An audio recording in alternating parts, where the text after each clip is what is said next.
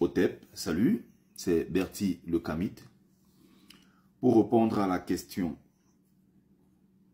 comment reconnaître un vrai combattant? Je vais faire ça à la camerounaise. Comme tout bon Camerounais, je veux répondre à une question par une autre. Est-ce que vous savez pourquoi les fémans prospèrent chez nous en politique? Les bandits, les voyous, les racailles, du jour au lendemain débarquent, vous disent exactement ce que vous voulez entendre et ils se font un nom sur le terrain politique et même dans certains cas, ils sont votés. Pourquoi ces gens-là sont votés?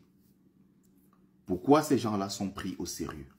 Parce qu'il y a des naïfs, parce qu'il y a des incultes, parce qu'il y a des gens qui refusent d'apprendre, parce qu'il y a des complexés, parce qu'il y a aussi des gens qui sont bandits dans leur esprit.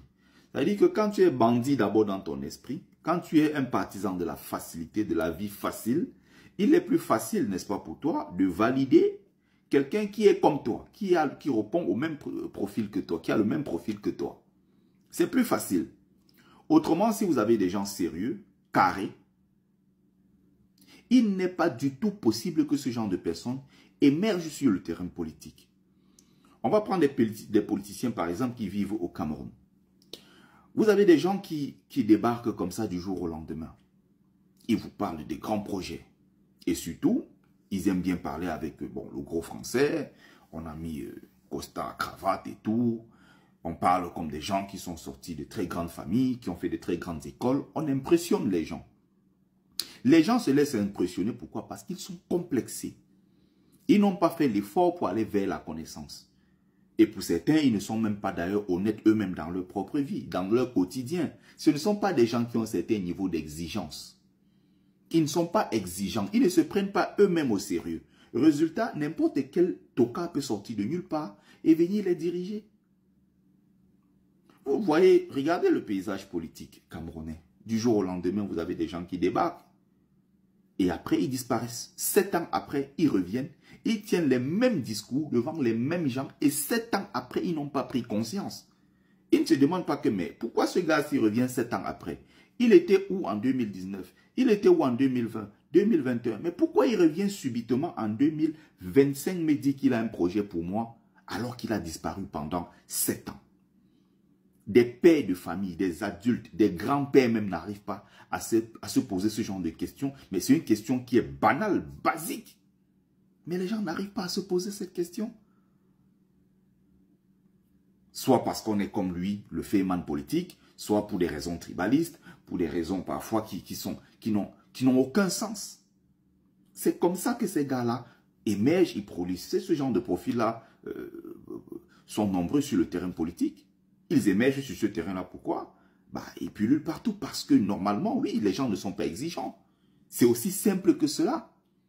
Vous regardez par exemple en diaspora, la diaspora combattante, disons ça comme ça, vous avez des gens qui ne sont pas exigeants, qui ne savent pas poser des questions simples.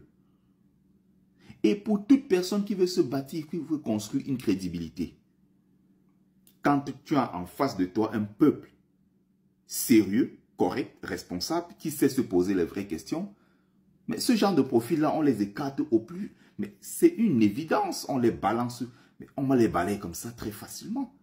D'un revers de la main, on balaye. Non, non, non, c'est pas un profil sérieux. Parce que la première chose, c'est quoi? C'est la moralité.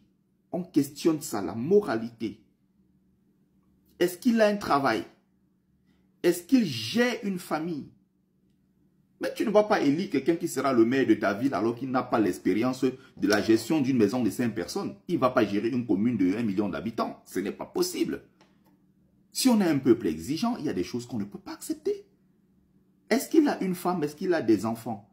Est-ce qu'il sait c'est quoi se lever le matin, accompagner l'enfant à l'école, aller les chercher plus tard, se lever à 3 h du matin parce que l'enfant a peut-être, je ne sais pas, chauffé la nuit? Il ne connaît pas ces choses-là du jour au lendemain. On vient, on met costard cravate, on commence à vous parler de grands discours. Et justement, ils font exprès d'utiliser un vocabulaire hermétique. On utilise des termes qui vous échappent. On égare les gens avec, se dit que non, le gars là, non, il est trop fort. Ah non, non, il est d'une intelligence ce gars. Ah non, il est trop fort.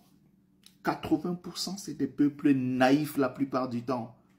On vient dire exactement ce que vous voulez entendre. Parfois, on fait des trucs, on est dans la théâtralisation, des trucs politiques et tout ça, c'est fait exprès. On embarque des naïfs. Résultat, tu l'as voté pourquoi? Non, il s'habille bien, il parle bien, il est beau, il est éloquent. C'est superficiel. Et c'est le propre des peuples superficiels. Les questions de fond, on ne se les pose jamais. Est-ce qu'il a un travail? Est-ce qu'il a une expérience? Est-ce que lui a déjà géré une simple famille pour être capable de gérer une mairie, par exemple, qui a 1 million d'habitants, une commune, par exemple? Quand on questionne son entourage, que disent ses collègues de service s'il a un travail? On fait une enquête de moralité, on se demande, mais ce monsieur-là, oui, mais est-ce qu'il a des questions de problèmes, par exemple, de mœurs et tout? Mais quelqu'un peut bien faire ça, mais pourtant, au quotidien, c'est un mec qui viole les enfants. C'est pas parce que les gens viennent vous dire ce que vous voulez exactement entendre que ces personnes-là sont meilleures pour vous. Mais ce que moi j'ai remarqué de ma petite expérience dans l'activisme politique et tout, mais je suis souvent combattu et généralement combattu parce que tout simplement j'ai dit la vérité. Je suis détesté par certains. Heureusement, ils ne sont pas nombreux, ces racailles. Ils ne sont pas nombreux. Hein. Ce sont des... Je ne sais même pas comment dire ça, quoi, passons dessus. C'est ça, justement. Plus tu es faux, plus tu mens, plus ton mensonge est gros, plus les gens croient. Ce truc-là, jusqu'à aujourd'hui, je ne comprends pas. Et ça se vérifie sur tous les terrains. Ce n'est pas que sur le terrain politique. Les gens ne se posent pas les questions essentielles. Les gens ne se posent pas les questions clés. Qu'est-ce que l'autre m'apporte? Tu veux être président, tu veux être maire, tu veux être... Ok, qu'est-ce que tu as comme projet? Qu'est-ce que tu m'apportes? Qu'est-ce que tu proposes? Qu'est-ce que tu mets sur la table? Et comment tu réalises cela? Les gens vont te poser des questions sérieuses. Le coût de la vie, le panier de la ménagère, le chômage, l'emploi, les questions de sécurité. Les gens vont se poser des vraies questions. Chez nous, non, les gens ne se posent pas ces questions. Soit il est de quelle religion, soit il est de quelle tribu, et puis on s'arrête là, sur des choses superficielles. Il y a tellement de naïfs. Je vois des gens sont là, il a mis le truc et tout. Bah, je vous raconte, Nicolas Sarkozy, hein, c'est mon ami. Tel ministre, on a fait des études ensemble, c'est un ami à moi, quand je vais à Yaoundé, hein, on boit du champagne ensemble. Je vous dis, pour le projet politique, justement, j'étais en train de vous dire que... et bon, ah non, celui-là. Si tu viens là, tu dis que, bon, mes frères, vraiment, je suis en train de vous dire que le projet là, on va se battre, on va mener ça vraiment ensemble. Et ce n'est qu'ensemble qu'on va y arriver. Vraiment. Celui-ci là a raison. Les gens ne vont pas le suivre. C'est un villageois, dis donc, il a un accent, un genre là, dis donc, c'est déjà des gars, il n'est même pas éloquent, il n'est même pas élégant, dis donc. Dès qu'il y a quelqu'un qui débarque. Alors, ces routes, d'ici quelques temps, hein, je vous le promets, hein, ces routes-là, hein, ici, ça va passer là. Hein, et oui, il faut qu'on soit clair là-dessus. Hein, on a un budget, on a un vrai projet pour vous, et puis, hein, comme je vous raconte, bon, écoutez, nous sommes, voilà. Oh, non, non, non, celui-là, il est fort. Non, c'est un gars, non, il est bon. C'est celui-là, le bandit. Et ça fonctionne comme ça chez nous. Les gens ne se posent pas les vraies questions. Les naïfs sont partout. Ils prolifèrent comme ça, là. Ces gens-là arrivent à tirer leur épingle du jeu. C'est à cause de vous, les naïfs.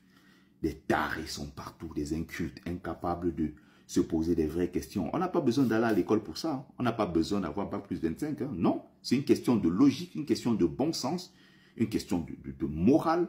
C'est une question, mais qui est évidente. C'est de bon...